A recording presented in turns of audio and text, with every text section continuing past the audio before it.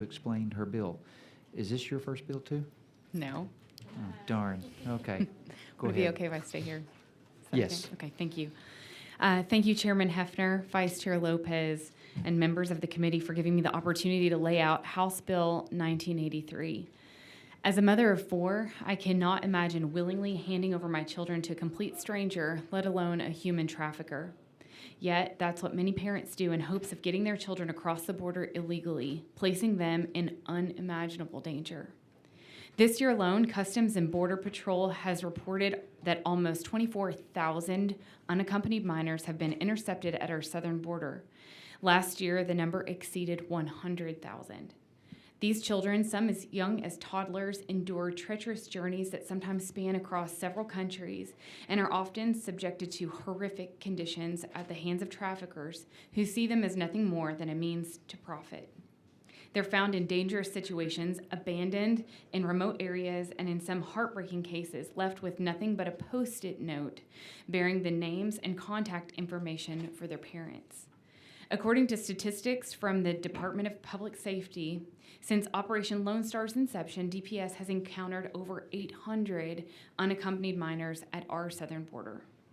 We have to protect these children and prevent them from falling victim to human traffickers who prey on their innocence, which is why I filed House Bill 1983. This bill creates a felony offense of child endangerment involving smuggling across an international border. With this bill, an offense is committed if a parent or child or a guardian, conservator, or other legal custodian of the child pays, contracts with, or engages an individual or organization to transport a child across an international border in violation of any federal or state law. The offense would apply as a result of the smuggling arrangement, the child found unaccompanied by law enforcement or subjected to harmful conditions, abandonment, or exploitation. An offense under this newly created law is a state jail felony unless the child suffers serious bodily injury, in which event that offense is a felony in the second degree. If the child dies as a result of this offense, the penalty would be a felony in the first degree. It's important to note that this bill does not allow a defense to the prosecution based on a claim that the individual believed their actions were necessary for a child's safety or well-being. Additionally, it is not a defense if a trafficker acted independently in abandoning, exploiting, or endangering the child. Regardless of the side of the aisle you're on, it's unacceptable for any child to be handed over to dangerous criminals who have no regard for their safety or well-being. To these smugglers, these innocent children are nothing more than a monetary transaction. Once the payment is made, they couldn't care less what happens next. House Bill 1983 ensures that parents and guardians who knowingly place their children in the hands of these exploiters are held accountable, sending a clear message that Texas will not tolerate this behavior. Chairman, members, thank you again for the time today to lay out this important bill. I'm happy to answer any questions, and I respectfully reserve my right to close. All right. Members, are there any questions? All right. We'll reserve your right to close. Chair calls Mark Melson with DPS as a resource witness. Do you have testimony, or are you just here for questions? I have some testimony, sir. Please proceed. We have you registered as Mark Melson, testifying on behalf of yourself and Texas Department of Public Safety, and you're neutral on the bill. Is that correct? Yes, sir. All right. Please proceed. Thank you, Chairman, Vice Chair Lopez, and members of the committee. I sincerely thank you for what you do for the state of Texas. From a law enforcement perspective and an investigative standpoint, human trafficking involving unaccompanied migrant children presents a unique and highly complex challenge. These cases often intersect with immigration law, child protection services, organized crime, labor law, requiring coordination across multiple agencies and jurisdictions. Law enforcement recognizes that unaccompanied migrant children are turned over to smugglers and traffickers alike and are susceptible to their objectives at that time. They are oftentimes held in human stash houses. They are highly vulnerable to exploitation due to the lack of parental protection and language barriers, among other reasons. Children are often targeted shortly after arriving in the United States and even prior to their arrival in the United States during their oftentimes long journeys from foreign countries. They are unlikely to self-report trafficking or abuse due to fear, shame, or mistrust. Texas DPS troopers, CID special agents, and Texas Rangers work diligently to protect our most innocent, our children. Human traffickers, cartel members, and their supporters often take advantage of the vulnerabilities of the children and their families. Thank you once again, and I am available for any questions. All right, members, any questions? Representative Pearson? Thank you, Mr. Chairman. Thank you for being here, Major Nelson. You kind of hit on it when you opened up your statement, but just out of curiosity, since you did mention that human smuggling is already illegal, how would that help or hurt or hinder or complement current law enforcement today? I think that we have to enforce the idea that the state of Texas is going to protect our most vulnerable, and our most vulnerable are our children. We have to have the ability to have a heavy hand when it comes to those that are taking advantage of the children, taking advantage of the family that are bringing those children across, because the children don't have a choice. And so I guess I'm wondering how we enforce this on the parents who are sending the children. Right. So upon finding an unaccompanied minor, an investigation has to begin, not only for the purposes of pairing that child back with their family, but also in the instance of this legislation to find out who those persons actually are so that they can be held accountable for putting their children in these vulnerable and dangerous positions. And the way that can be done is law enforcement working together, local, state, and federal, even across the country, because some of these children aren't, when they get to the Texas border, they're not finished with their journey. Their journey often can take them up to the northern United States. So it's just a coordinated effort. So I guess I'm still trying to figure out the enforcement piece. You identify someone, South America, sent their children. How do you enforce that? Right, so once that person is identified, the first thing you're going to do is start with actually identifying that they are in fact the parent. Okay. And DFPS and Border Patrol have ways that they do that.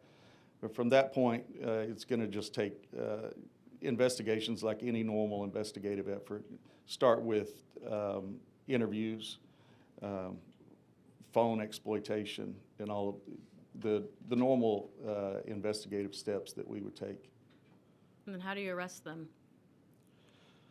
Well, hopefully, once they're identified, they're going to want to be paired with their child. And if in the event that they're not, then they can be identified and charges can be filed upon them even if they're not present.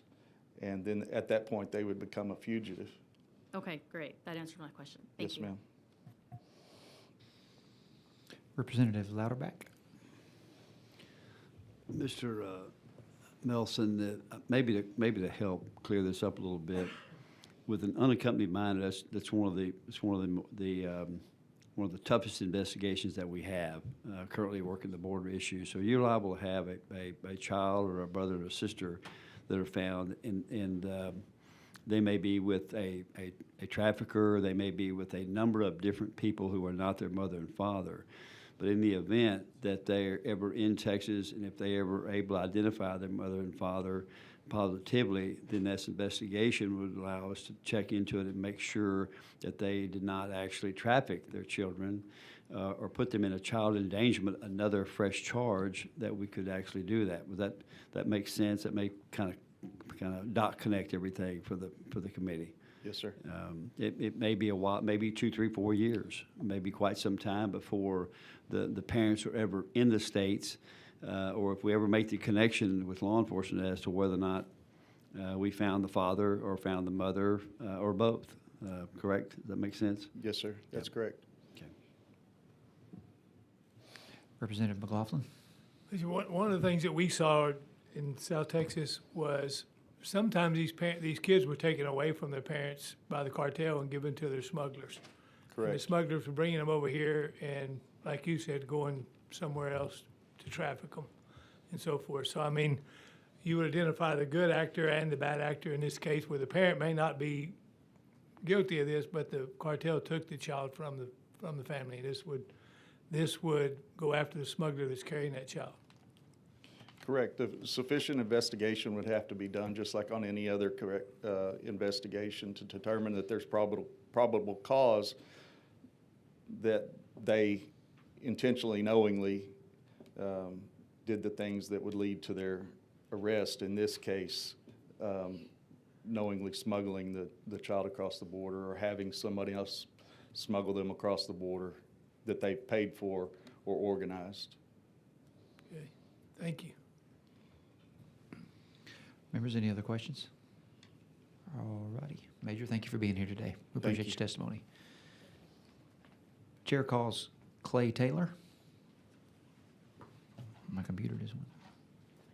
We show you registered as Clay Taylor, testifying on behalf of yourself and the DPS Officers Association and for the bill. Is that correct? That's correct. Please proceed. Thank you, Chairman Hefner, Vice Chair Lopez, and members of the committee. My name's Clay Taylor. I'm the Executive Director of the Texas DPS Officers Association, and I'm here today in support of House Bill 1983, and we appreciate Representative Hicklin bringing forward this bill to create a new criminal offense, specifically addressing the act of child endangerment through smuggling across our international border.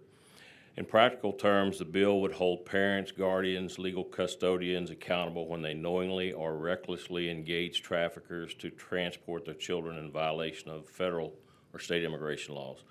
Recent events have demonstrated the urgent need for robust measures in this area. In November 2024, a two-year-old was found traveling alone among a group of 60 unaccompanied minors, a case that left many across the state in shock. Similarly, in December of that same year, two young girls from El Salvador, aged 5 and 9, were discovered by a DPS trooper that were abandoned at the U.S. border after a smuggler quickly returned into Mexico. By enacting House Bill 1983, Texas could send a strong, unequivocal message that exploitation and endangerment of children will not be tolerated. It would also equip our law enforcement agencies with an essential legal tool to prosecute those who profit from these heinous acts. Thank you for listening to my testimony, and I'll be happy to answer any questions. All right, members, any questions? You bet. All righty. Thank you for being here. Appreciate your testimony. Is there anyone else wishing to speak on, for, or against House Bill 1983? If not, Chair recognizes Representative Hicklin to close on her bill.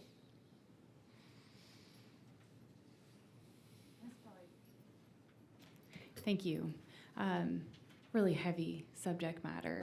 I mean, the things that these children are encountering is just the worst that I can imagine. And it's shocking to consider that it's not against the law to hand your child to a human trafficker. You can't leave your child unaccompanied in a car, and you cannot hand your child to a known predator.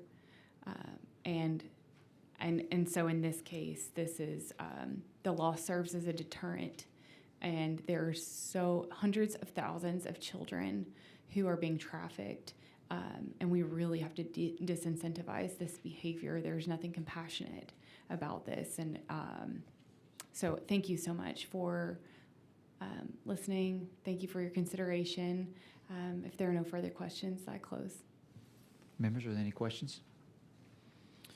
All right. If there's no objection, the bill will be left pending. Is there objection? The chair hears none. The bill